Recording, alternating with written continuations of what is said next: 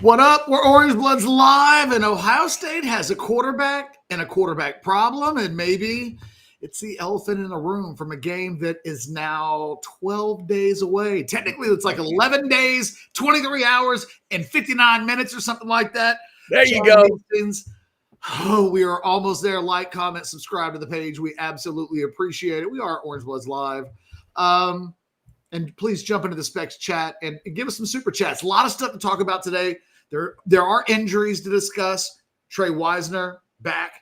Jelani McDonald, back. Trevor Gooseby, not back. And not back maybe a lot of the week. And yet it doesn't sound like it's a big worry. We'll get to that in a little bit, Chad. But Ohio State named Julian Sain its starting quarterback over the weekend. Or I guess today. But over the weekend is kind of when it went down. And it's interesting because I thought I had one of my better 10 thoughts in the weekend column at orangebloods.com. You can scan that QR code in the top left-hand corner there if you want to check it out.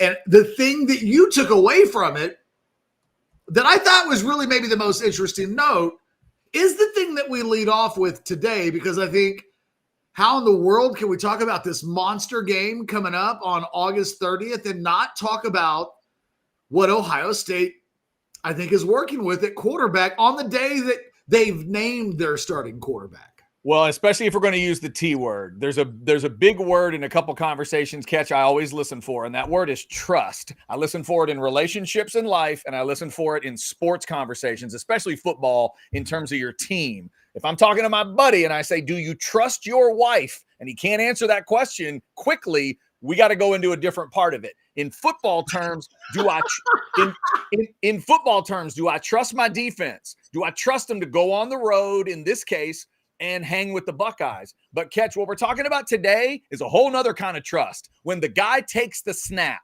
do you trust him? Do you watch the game clapping at your quarterback, or do you watch the game through your fingers? It's a huge issue, and your comment, what you were able to get from an Ohio State, someone that covers that team, I think is a huge eye-opener for how they view this new, the just named quarterback at Ohio State. Yeah, and I think context is everything. It comes out of every school in the country had their second scrimmage this weekend. Everybody. It's strange how they line up the second scrimmages of August in a way they don't even line up the schedule. Everybody scrimmaged on Saturday. So there were scrimmage reports everywhere. And it was really interesting to go through all of the various scrimmage reports across all of college football. We'll get into this with more quarterback discussion in a little bit because it kind of bleeds into that. It started for me with Ohio State, but then I was like, what's it like in Oregon and Georgia and a few others? So Ohio State's defense is better than the offense right now. Surprise, that is the elephant in the room across college football. Yeah, we'll probably thinking about both teams on the 30th. Indeed. And by the way, Tom, I see your $20 super chat. We'll get to it momentarily. Ohio State, this is what is really surprising to me. Ohio State's perceived strength internally right now is its running game. So know this, when they play Texas in 12 days, they will try to do it running the football. Mm-hmm. Julian Sain, and I do not get the impression that they will try to do it with Jeremiah Smith, which is, I think I've looked at this game all offseason thinking, I cannot wait to see if Jeremiah Smith, gets his revenge on the Texas secondary, bouncing back from that 1-for-3 performance. And as we get closer to this game, the buzz at Ohio State with its offense is the offensive line is better in the run game than it is in the passing game, which is interesting because it's kind of an inverted opinion of what I think everybody thinks about the Texas offensive line to some degree. Yep. And that I just feel like in 2 weeks they're going to try to win that game offensively running the football. They're not going to place a lot on Julian Sain, who they think has a chance to be a future first-round draft pick. This is a guy, 5-star talent. This is not an indictment on him. But I had a source tell me this weekend the issue is Sain is that he's still a turnover waiting to happen. That when he's faced up against the Ohio State defense, and the Ohio State defense is better than the Ohio State offense, that it is too consistently leading to bad plays. Now, he's easily the best quarterback they have right now. To me, this is very Quinn Ewers 2022, where in the fall, in that first August camp in 2022, this was what it sounded like. Quinn's better than Hudson Card. The one thing Hudson Card would do is take care of the football. The one thing that you would hear about Quinn at the time, oh, rebel, don't know if he's been in the playbook enough, and he should have spent time on spring break, not up in Cabo, but faced that stuff went away eventually. Whatever we think about Quinn, some of the stuff that was talked about in 2022 just went away. But the thing that changed as he got older was he stopped turning the ball over. You could count on Quinn, maybe not playing well in every game, but he wasn't always a turnover machine in every game. But in that first year, you knew, man, we could go on the road in Stillwater. And Mama always said there would be days like this with a young starting quarterback. That's where they are with Julian Sayin at Ohio State. The toughest game he may play all year long is his first start of his career. And he's the guy, but what they're going to expect of him, I think, is wildly different than what Texas will ask and expect of Arch Manning, which is a little interesting because they're not wildly different in terms of how much football the two guys have played, but there's a comfort level that Texas has with Arch Manning that's just different than the comfort level that Ohio State has with Julian Sayin. And those comfort levels and the trust, Chad, that you just talked about. It's like, do you trust your wife? I do, except there's a but. New Year's. There's an except. If she drinks too much on New Year's, she did once kind of make out with like a stranger. And FYI, I do get a little, it gets to be close to midnight and I got to make sure that I'm standing next to my wife when the ball drops. But other than that, right. It is different. And I think we live this with Ewers as well. Yeah. I want to get a follow-up in on what you heard about Sayin, but let's get Tom G super chat in here. $20. He's looking for a breakdown. I think Texas has advantages at most positions and a big one at quarterback. What is your position group by position group thoughts? Ooh, Tom G wants us to go through all of it. So starting where we are here, advantage Texas with quarterbacks, right? Oh, yeah. And I think I was going to do this really in the Monday overreaction show, and my technology fell apart. And just fingers crossed, update hardline installed Thursday. By the end of this week, no more Jeff lagging. Knock on wood. Knock on wood. And hopefully no more in the next 5 minutes or 2 minutes or 5 seconds. I think that you look across the country and everybody but Clemson. And on paper, LSU, which is interesting because Garrett Nussmeier named preseason AP second team All-America quarterback, the top 10 teams. They've got the best returning situation, and I don't even know how much I like Nussmeier. I think he's super talented, but we could argue all day on what he is. Mm-hmm. Could probably do it with Klubnik too, and yet he's obviously the most money in the bank. Everybody else got questions. Texas has the same question, but it seems like their answer right now is different in terms of what they think Arch is ready to do game one, capable of in game one. If we look at the other positions, I think running back's mostly a wash. If you ask me if you say catch, that's a lazy answer. Give me somebody with an edge, Ohio State slightly. But they got guys that don't average 5 yards a carry too. So it is not as one-sided as it would have been a year ago. I think you give Ohio State the wide receiver edge. I think you give them a slight offensive line edge. I think you give Texas a defensive line edge, a linebacker edge. Probably DBs too. Caleb Downs is really good, but the full group, is it Texas? Yes, in the same way that I gave Ohio State the running back edge. If you're and if you're going to say Ty goes to the runner, I think Texas is deeper in the secondary.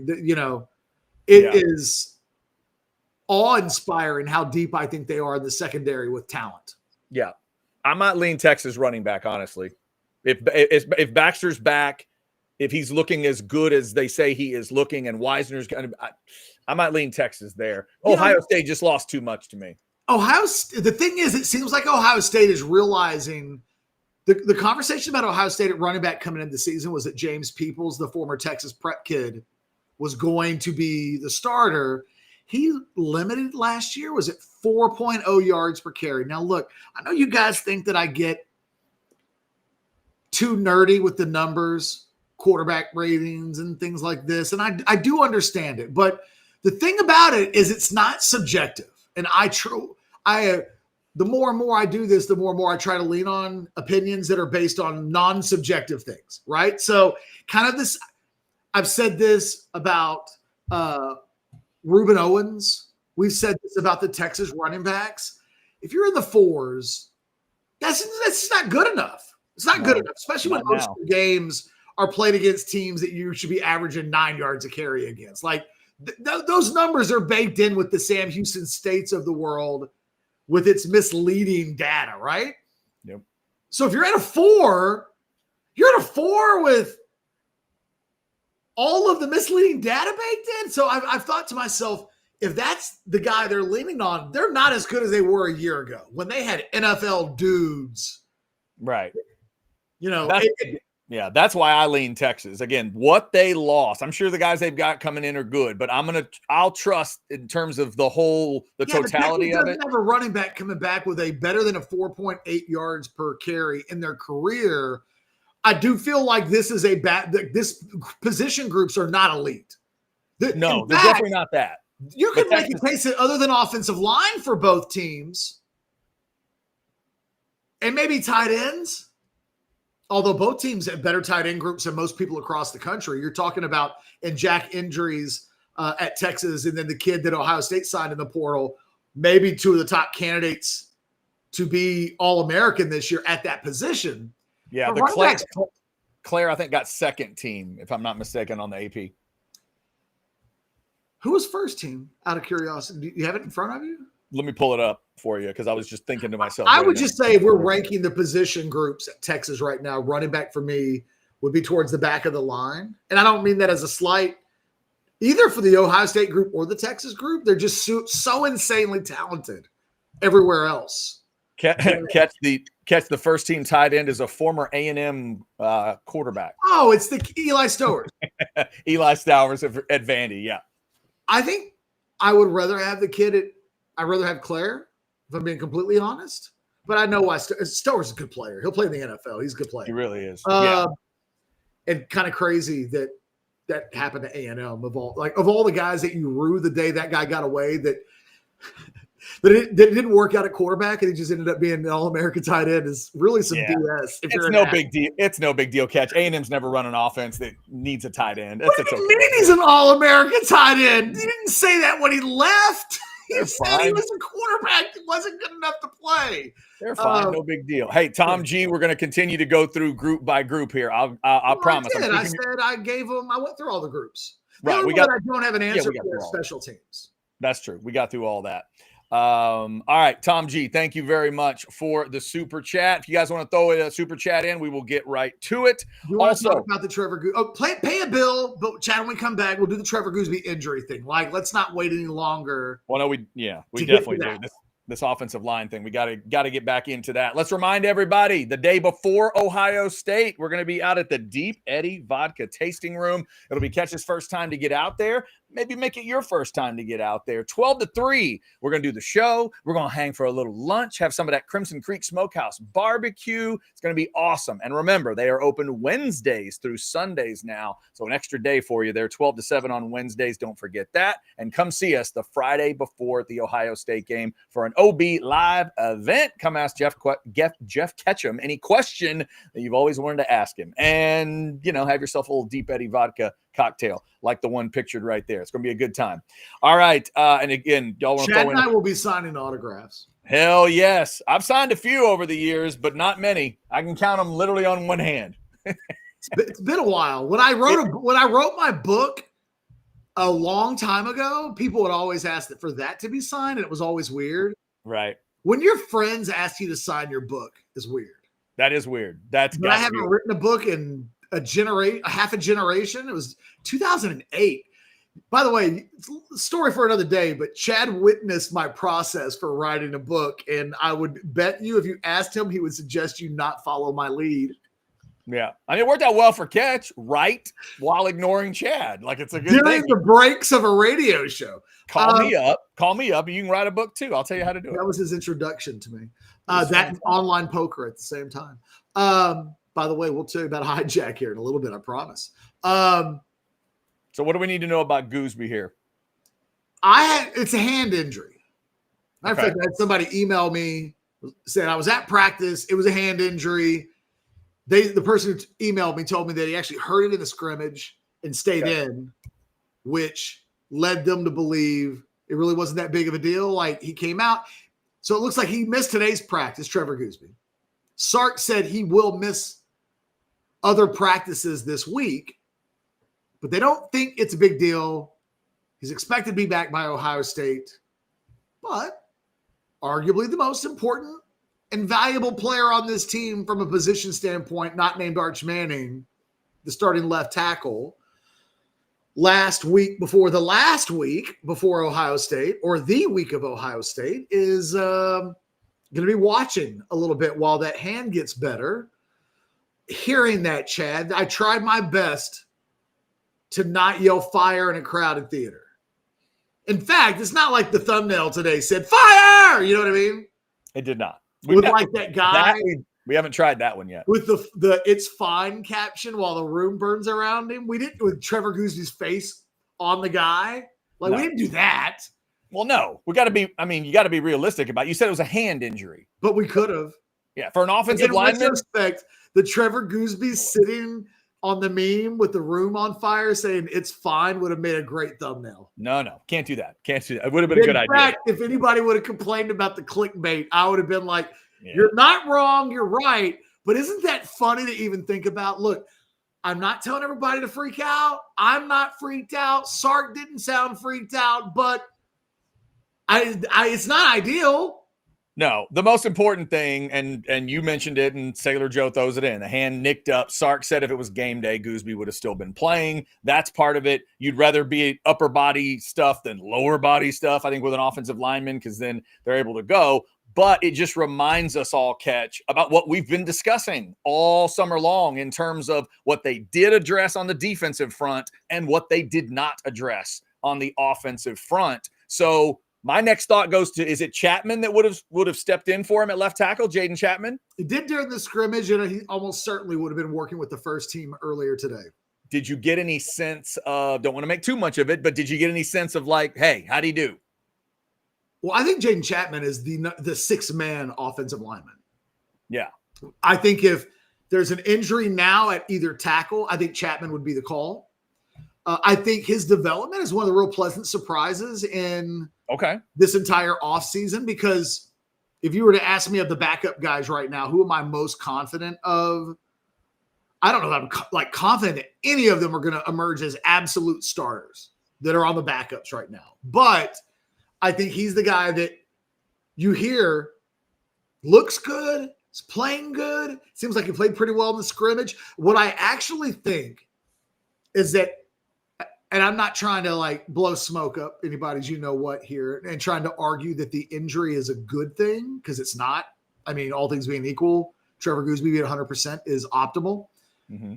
But I think it's good for Chapman that a guy that may be the sixth offensive lineman and I think a week of working with the starters, we may look back in a month from now or 8 weeks from now or something like that. And look, he'll have played games and stuff like that, but it might be that a few weeks or a few practices with the ones and working with Arch and all of that, knowing what it is like to work side by side with, Neto as an offensive lineman. I think that may pay off when you think about it. They will unintentionally have the backup playing with the starters. And in a world where this happens in week 8, this will probably be a good thing for all of them together to go through this. But yeah, man, it is. I guess it really will matter on Monday.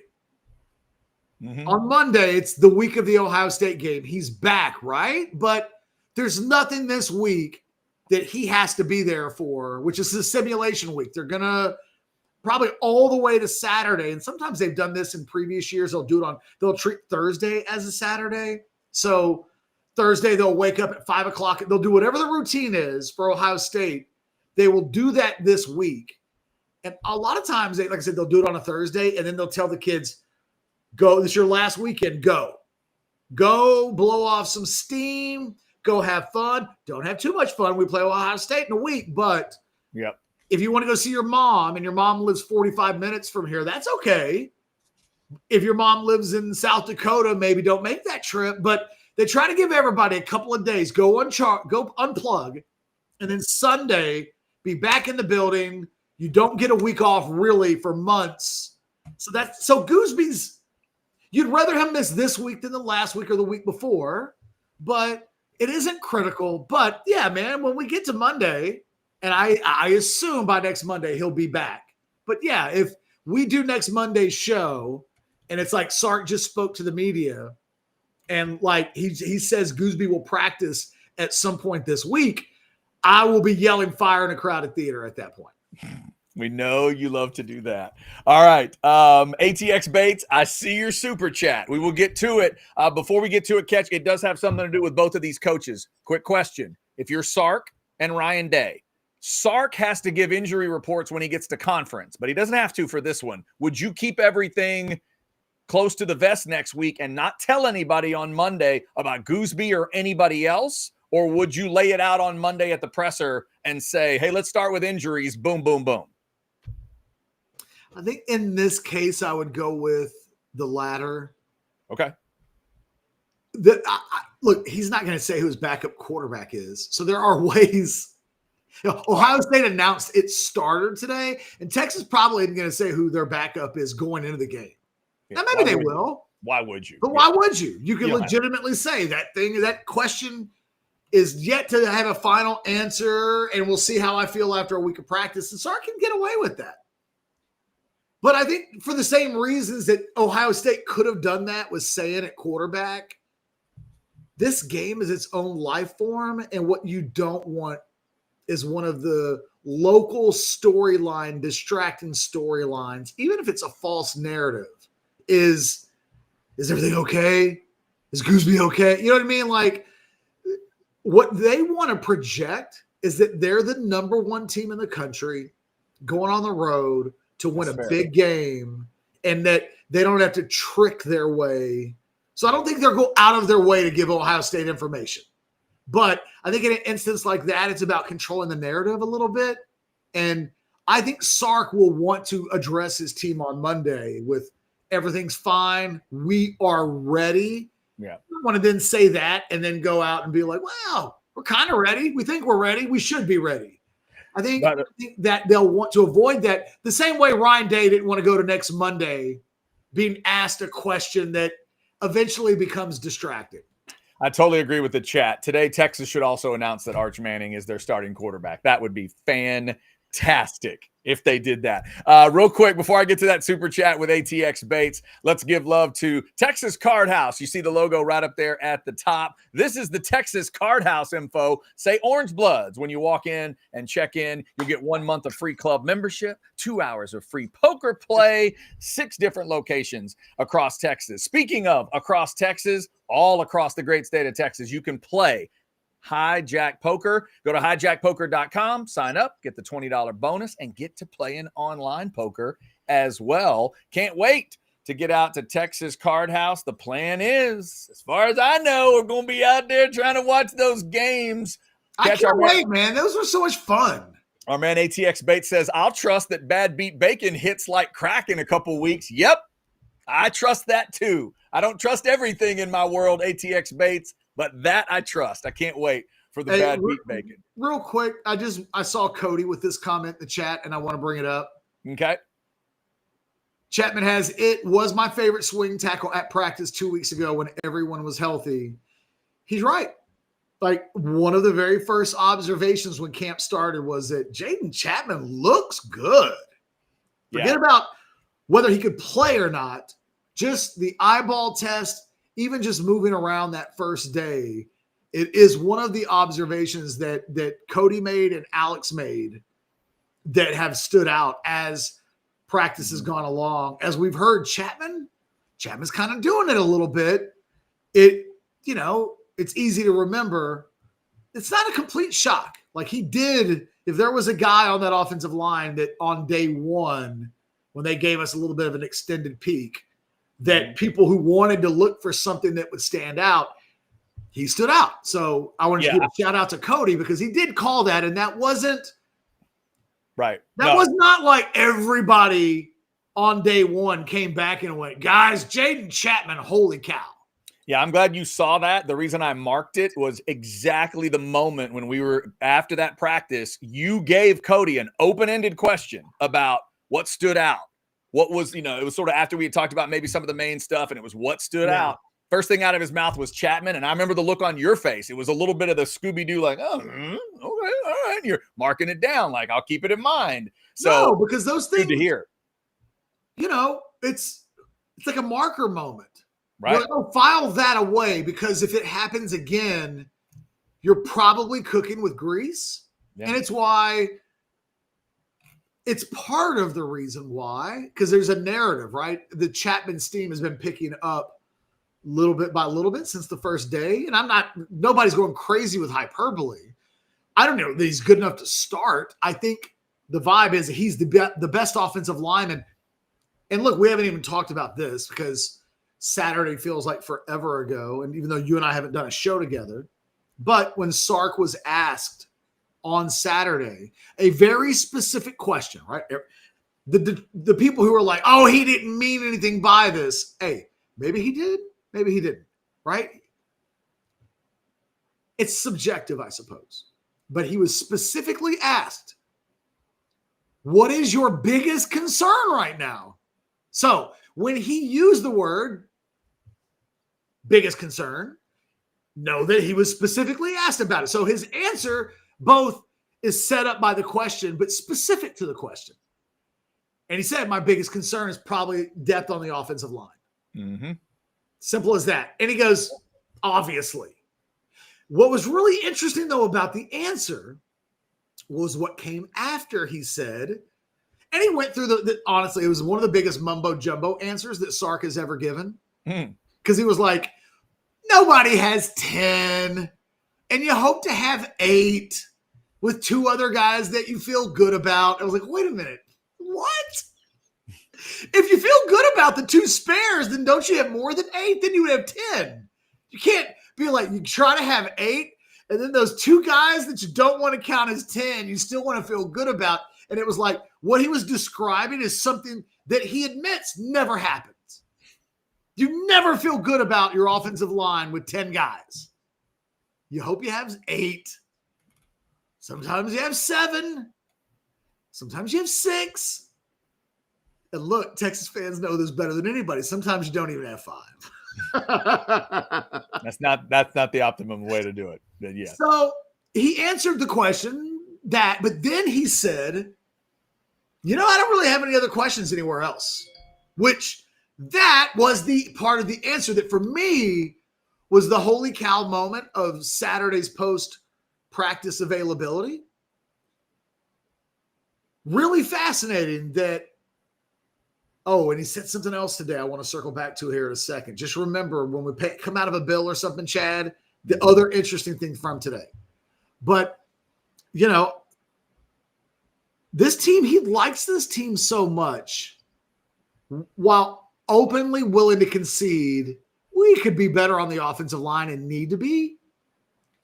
Everywhere else, he said, I got no issues with our depth. Yeah. Good news. Because we've heard coaches early in the season say things like, hey, man, it's clear we ain't winning a national championship. And Texas fans would lose their minds. We've seen multiple position groups at once exist as problematic areas, and sometimes an excuse is just the reason why things happen. Sark could have used that question to set up alibis if he wanted to. And he literally said on Saturday, by not saying anything, he literally said, man, if we lose, it's the offensive line because I got no issues talent-wise anywhere else. Yep. All right. Before we buy or sell, ATX Bates is going to test us out with some buy or sells. $5 super chat. Thank you, Bates. Which D do you, two-parter, which D do you trust more Texas. to start with? Yeah, I'd probably go a little bit more, especially because there's a little more weaponry on the edge. Oh, it's that, Chad. Right, of that defense. Then it's buy or sell, Catch. You trust Sark to be at his best version at Michigan more than you trust Day to be at his best version versus Texas. That's a buy for me all day. It's all a sell for me. Ohio State didn't beat Texas because of Ryan Day. And I don't think Sark's the reason they lost it. I take Sark every day. But who had a better day last year in that game? Nobody would say it's the reason why Texas either lost or Ohio State won. I personally feel like Ryan Day won that matchup. Now, not one-sidedly. Right. No, he had a better day because he stayed out of the way and his team made big plays. But I never thought for and 1 second executed in the clutch. Like, you know, I never like to not give Mac Brown credit when they would say things like, well, he just recruits the best talent, and then that's why they win, and without talent, he can't win. It's like, what are we talking? What sport are you watching where not having the most collected talent doesn't matter? So when Texas was well and they played loose, and I let Mac tell whatever story he wanted to tell because to the victor go the spoils. Mm-hmm. I have to say that buy or sell, I trust Sark to be the best version more than I trust Day. I don't know that I can say buy when literally the last time Texas played was against this team. And you couldn't have said that Sark was the best version of himself that day. I don't think you would say that Ryan Day was the best version of himself that day, but I thought Day had a little bit of a better day, no pun intended, than Sark. So to answer that question, sell. Yeah, and obviously one of them gets the home crowd and the home deal. And, I mean, Ryan Day gets that huge advantage in the second match. And one guy gets a quarterback that he feels better about. Like, these things are all not in a vacuum. Yeah, that's definitely fair. By the way, real quick before we buy or sell, I just like this from Sailor Joe. All caps. Let me see if I can do this one justice. 12 days? OMG. Every time I hear the countdown, I start shaking my knee in anticipation. Yeah, a lot of caps. A lot of capital we letters. are 11 days, 22 hours, and 26 minutes away. Hell yeah. That's what I'm talking about. That is what I'm talking about. All right. We will buy or sell in 1 second after I remind you to get your damn screen figured out. Is it big enough? Is it bad enough? Is it cool enough? Do you have the right speakers? Do you have it all connected just right? Do you have those wires out of the way so your damn kids aren't pulling speakers off the wall? AV Consultations can get it all set up. Probably not by kickoff. We're 12 days away, for God's sakes. But they'll get you set up. They'll get you that movie room you've always wanted. Make it happen. Make it the Christmas present for your whole damn family. 255-8678. Indoor, outdoor security stuff. Indoor, outdoor lighting. They do computer systems. They do all kinds of great stuff at AV Consultations. Go to avconsultations.com or call 255-8678. Tell them you heard about it on Orange Bloods Live. And tell them you heard about it when it was 12 days till Texas and Ohio State. All right, Catch. Buy or sell time. You want to go first or second? I'm writing my last question, okay? Okay. So I'm going first? Yeah, you go first. Is that the translation? Okay, here we go. Let's start on the I literally have 4 of the 5 in, and that AV Consultations thing just lasted shorter than I thought. So sure, go ahead. Okay. You mean tell them a little bit more about AV? No. All right. Fair enough. Good. I'll probably be done by the time you finish asking the first question. Buy or sell number 1. If there are offensive line issues for Texas in Columbus, you think they'll show up in the run game, not the passing game. Buy or sell? Sell. I mean, those two things don't have to be mutually exclusive of each other. Okay. I feel like I feel like both teams' defenses are going to be better than the offensive lines that they play. I expect a low-scoring game. They're going to show up in both places, I think. There will be probably a play where Arch gets sacked, gets a big play in the game at some point, and then there will be a play where they don't get it on 3rd and 1 and have to punt or something. And I think those things will happen both ways. Speaking of the Texas defense, buy or sell number 2, the Texas defense will force a turnover in game 1, and UT will win the turnover battle. Buy. This is where when I pick Texas to win this game, I have a better anticipation of Arch Manning playing a cleaner game than I do the Ohio State starting quarterback Julian Sand, to such an extent that it is part of the narrative that exists with a young Sand that, hey, he's our best guy, but did he turn the ball over today? Well, yeah, he did a couple times. That is still part of the thing, knowing that, dude, he does not get to open against Tennessee Chattanooga. He's opening against what may be a top 5 Texas defense in the history of the Texas football program. A defense that a year ago was pretty damn elite. And Ohio State will know that better than anybody. They will have gone through this and went, what did they do to our starting quarterback who was a senior last year and is in the NFL right now? Some damage. What should we probably expect against the same level of talent with a player who has none of the things that their starting quarterback had a year ago, other than he's really talented and one day will probably play in the NFL? Yeah, it's the storyline of this game for me. It's the reason I'm most confident that Texas will win in Columbus.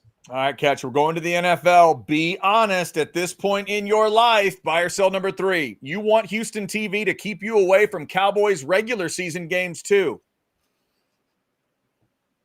Sell. It's the end of that question. Look, man, I tried to watch it Saturday. I did. I actually had it like bookmarked in my brain. 6:00, Cowboys. I missed it the week before. I'm in, right? Yep. I literally did this because my clock on my computer is right here. And I was like, oh, it's 6:06. So I scrambled to YouTube Live. Yeah. Or YouTube TV, excuse me. YouTube TV, yes. And I'm like, where's the game? Okay. NFL Network, where's the game? Right. Not again. Obviously not going to be on NFL Network. It's got to be on a local station. It's a preseason game. Some of the games are on the NFL Network. Not Cowboys games. Not for Cowboys you. Games. For you, it might be, because if you're in the Houston market, maybe they do let you have. I never get them. I swear I heard that a preseason game was on the NFL Network. I thought it was. Long story short, no. No. And look, I ended up being okay with it. I bet you did. I bet you did. Even though, you know what I didn't do? I didn't watch Cowboys preseason. You know what, Catch? Even though he's in a different uniform, look at it this way. You did not have to watch a preseason game where Cooper Rush was the quarterback. Hey, I saw how bad Milton's performance was. And you know, I was keeping up occasionally in this, just on the ESPN.com play-by-play. Yeah. And my only reaction from that game is, I don't give a fuck what happened. I'm so thankful that we don't ever have to watch Cooper Rush in a Cowboys uniform again. I'm so thankful. Just let that era be dead. It's nothing against that guy personally. And it's not like he didn't have some moments. Yep. But I don't, this is, you know what it is? It's like watching Let's Make a Deal. And they come out and it's like, show them what's behind door number 1. And it's like an 18-year-old girl who's dressed up like I Dream of Jeannie, and she's bouncing and she's happy. And they're like, you've won a brand new living room dinette set. And it's like, this is made out of oak with 4 chairs that will allow a family to enjoy dinner and lunch at the table. And they're like, give me door number 3. I don't care. And they're like, it's a donkey. And she's like, whatever. It's not that lame-ass dinette set. I've always wanted a goat. And that's how I felt about the Cowboys preseason. I was like, too. You know what? I'm okay that door number 3 had a goat. And I would save the Aggie jokes for Chad. I know you guys. See, there's no need. There's no need. It happened in my head. Just make an animal reference and move on. Is that not possible? What can I say? Sometimes I have bad thoughts. There it is. There it is. Buy or sell number 3. Continue. Yeah. Let's please continue. Buy or sell number 4, Catch. Today you say Quinn Ewers makes the Dolphins 53-man roster. Buy. And I said on Saturday that I didn't think the performance would be good enough because most teams don't keep 2 or don't keep 3. But every Dolphins reporter I've read has said that the Dolphins are admitting that they're probably going to keep 3, which means Ewers has done enough and then supported. He needed that on Saturday. I do think he's got practice squad written all over him. If he comes anywhere close to the performance from game 1, I think he gave them the reason that they'll need, based on what I'm reading, not because apparently I don't know shit, but what the people who are paid to know stuff about the Dolphins say he's probably going to make the team. So I got to say bye. And I am so glad that on Saturday I would have been wrong for saying that I didn't think he would. All right, Catch. Finally, prepare to be disappointed. Buy or sell number 5. Robert De Niro hit 82 yesterday. I have seen 10 of his movies. That does not include Raging Bull, Taxi Driver, The Deer Hunter, The Untouchables, and Heat. You think I should see The Deer Hunter first? Buy or sell?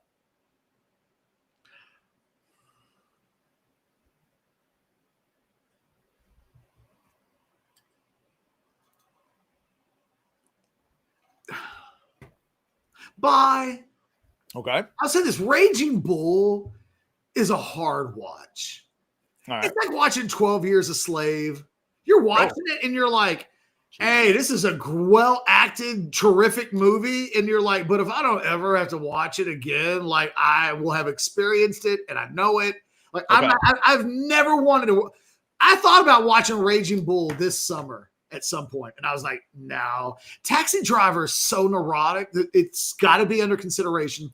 The Untouchables is a lot of fun, and it is like it comes out at the same time that Bull Durham does. So you're looking at a young Kevin Costner, and it is one of the 2 movies that make you go, holy cow, this guy's going to be the biggest star in Hollywood. Heat, though, it's either Deer Hunter or Heat. Okay. Pound for pound, Heat might be the greatest heist movie ever created. Think about that. I love that genre. Mm-hmm. It might be the greatest heist movie. So if you were only going to watch one first, I'm going to go Deer Hunter. Okay. It also is really neurotic and really batshit, you know what? But Right. Heat, you were like, Jeff, I just want to have a good time.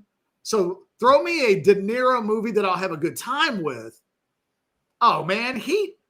Okay. You come out of Heat and be like, that might be the greatest movie I've ever seen. Like, it is a ride. All right. I will put those 2 on the list. All right, Cash, that's what I got. What do you got? Buy or sell number 1, Ryan Wingo's camp. I don't know what the hell I wrote. I was trying to rush. Ryan Wingo's emergence is what that's supposed to say. Emergence. There's not an emergency? Are you sure there's not an emergency? Ryan Wingo's emergence is quietly the biggest story of the Texas August camp. I will say buy there. I love reading each time. You know, every time I read about him being really good, then he's great. He controlled a practice. He controlled a scrimmage. I mean, that's what you need. You need a receiver that's that level of scary. And I think the concern for Texas fans is somebody really going to step into that role? Wingo is the first guy you think of.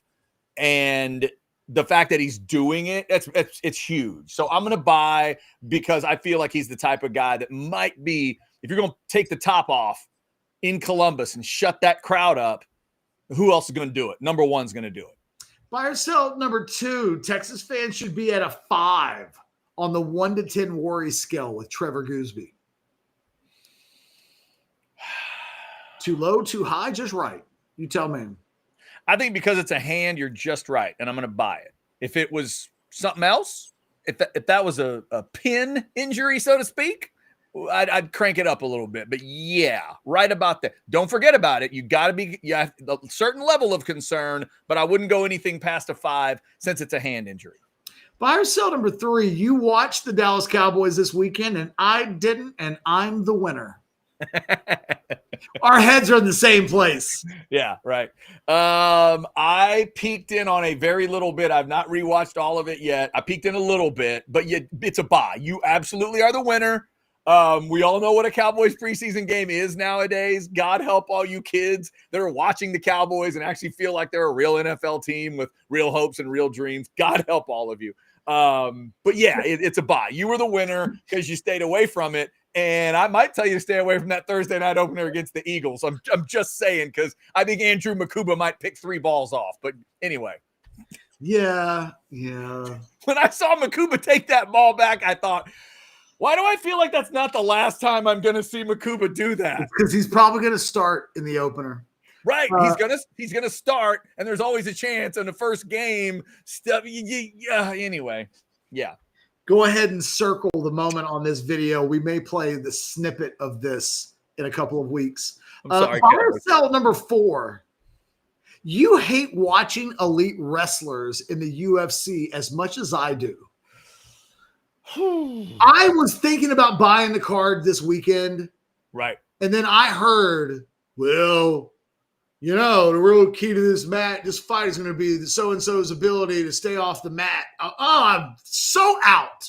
Yeah. I'm so out. I'm going to sell because I did end up going in, half and half on this pay-per-view, and I watched it. But catch, this was one of those fights that I really wanted the champ to keep his belt because I knew it would be a more interesting fight. If you'd said 10 minutes before, should I buy it? I would have told you this is a 50-45 or worse waiting to happen because that dude wants to it's like GSP 2.0. I had somebody tell me they scored it 50-41. 50, right. Here's what I always say, Catch. It's 50-45 walking in the door, and it depends on how mean do you want to be. All 3 judges wanted to be 50-44 mean. But I'm telling you, somebody on Orange Blood said, I had it at 50-42, but I'll understand if somebody had it at 50-41. I totally agree with that because by the end of it, if I'm honest, I would have done it in 3 of those rounds. Catch, he took him down 6 seconds into round 1 and 10 into round 2. It was, I hate it. I hate it. And nothing's worse than when a guy gets up after being on the ground for 2 minutes only to be taken right back down. I know. And on one hand, I get why the crowd boos. And on the other hand, I want to say to him, the first M stands for mixed. He's not cheating. I know. He's allowed to do what he's doing. Look, it's not that I didn't respect Cormier, right? Like, Daniel's great, but like, I didn't like watching him either. And he would stand up and fight. Okay. Yeah. Rant over, buy or sell. It was rough. Number 5. Look. I had one of these bad boys. Yes. And I was like, Skittles are good. Like, I just hadn't had Skittles in a while. Probably since Halloween or before Halloween. So I was like, Skittles is a damn good candy. Buy or sell number 5, though. Mm-hmm. Skittles are a better candy than M&M's. For me, this is a clear buy. You just held up the greatest candy of my life, period. And now at age 50, I might tell you it's wild berry Skittles over the original, but I love Skittles. Love Skittles like 5-year-olds love Skittles, like 8-year-olds love Skittles. I think it's the greatest candy ever. And it's just, it's always my go-to. I think I get M&M's more, and I don't know why. I am not look, I'm not dogging M&M's. I like regular M&M's. I've grown to like peanut M&M's. I love the peanut M&M's, but Skittles are better. I like both. Skittles are damn good. It's just phenomenal. And I can't think of a reason why. I did not know you were going to be so impassioned about Skittles. It's easily it's my favorite. Look, when they took this is the story my wife doesn't want me to say out loud, but I'll tell you in case you don't know. When they took the lime Skittle out and put the green apple Skittle in, I called Skittles 3 different times to bitch at them about it. 3 times. I called the 800 number 3 different times to gripe about it. And finally they brought it back after, I think it was like an 8-year. I cannot wait till I see Wendy. I am bringing this up. Ooh, I do love me some. And the other thing, Catch. Am I seeing her on Friday, next Friday?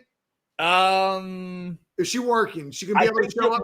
No, she'll be working. She won't be able to get out there. Is Sherry going to be there?